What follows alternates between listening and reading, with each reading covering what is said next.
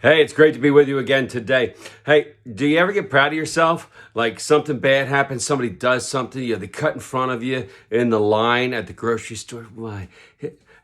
You're in the low item aisle, and they jump in with 30 items, and you've got like two, and you're like, I can't stand it, right? And you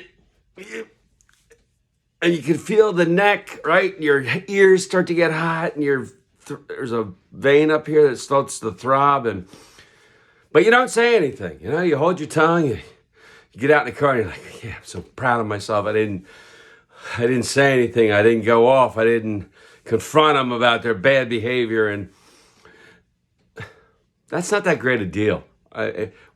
We're proud of ourselves because we didn't blurt out something that came into our head, which is great sometimes. You don't want to open your mouth, let stuff fall out, and then later be like, I shouldn't have said that.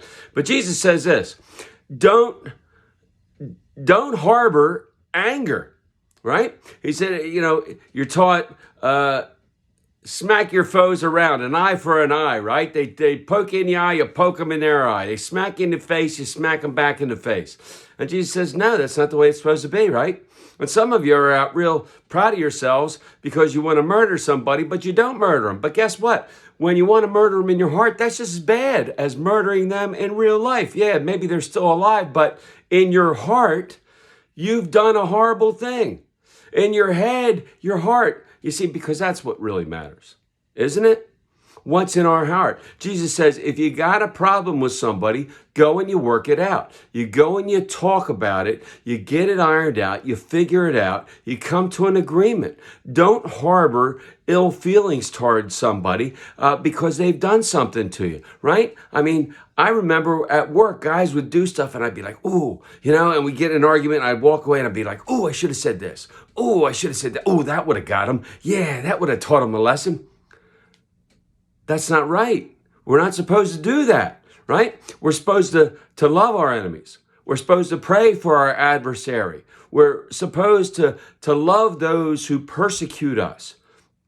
And if we have a problem with somebody, we need to work it out before the end of the day. Jesus says, if you're going to the altar to put your offering at the altar and you remember you've got something against somebody, before you give your offering, go back and make it right.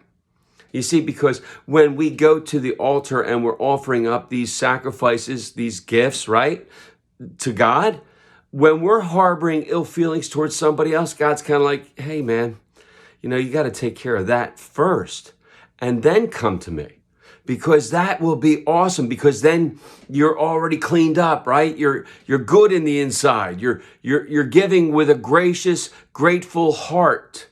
You're not harboring ill feelings towards your brother. So as we go through these days, when we start to get angry, we need to reconcile. We need to get things worked out. We need to go to our brother, our sister, our friend, our neighbor, our workmate, whatever. And before the end of the day, we need to get it smoothed out and pray for those who may be doing things that we don't think are cool. May God continue to pour out his grace, mercy, and blessings on each and every one of us until we get to meet again. Amen. Amen.